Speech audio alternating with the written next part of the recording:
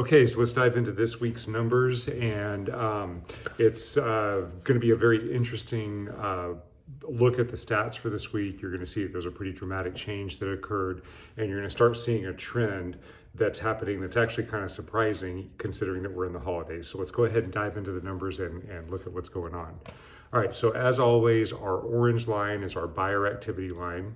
Our blue line is our inventory. So you can see that buyer activity had been going down, and with the interest rates dropping a little bit over the past week or so, I think that's what stimulated some of this increase in buyer activity. But what's surprising about that is that increase came even in lieu of 2 weeks of dropping inventory. So inventory has reduced significantly over the last couple weeks. Buyer activity has increased, and so if you kind of look at the trend of buyer activity, let me get my marker here. If you kind of look at the trend of buyer activity, it's a slightly upward trajectory. If you look at the trend of inventory, it's in a downward trajectory. So what that's doing is, as we come over here into the buyer's market versus the seller's market, you can see the general trajectory is an upward movement. We're in the fall, we're in the holiday season, so we actually expect to see this more of a flat line or downward trajectory just for the next month or so.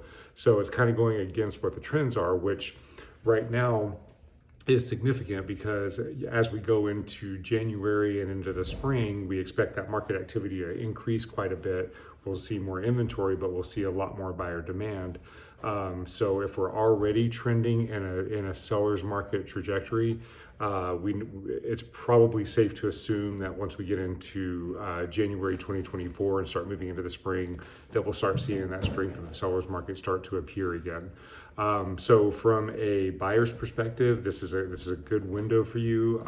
There's still competition, but it's still a chance to get in, especially with the interest rates coming down. It's kind of a unique window because you've got a little bit of a drop in the interest rates, and you can get in before that high buyer demand hits. So it's a good window for you to get out there and really start looking. I know it's kind of inconvenient with the holidays, but it's a good time. Sellers, inventory is extremely low. You may be waiting until spring to sell. There's nothing really wrong with that. You will have more buyers in the market at that time, but you're also going to have more inventory in the market at that time. So it's going to be more highly competitive. So just be ready for that. And if you're considering selling in the spring, let's have a conversation and let's give it some consideration about possibly going on the market before spring, so that you take advantage of the increased buyer demand with less other houses on the market as competition.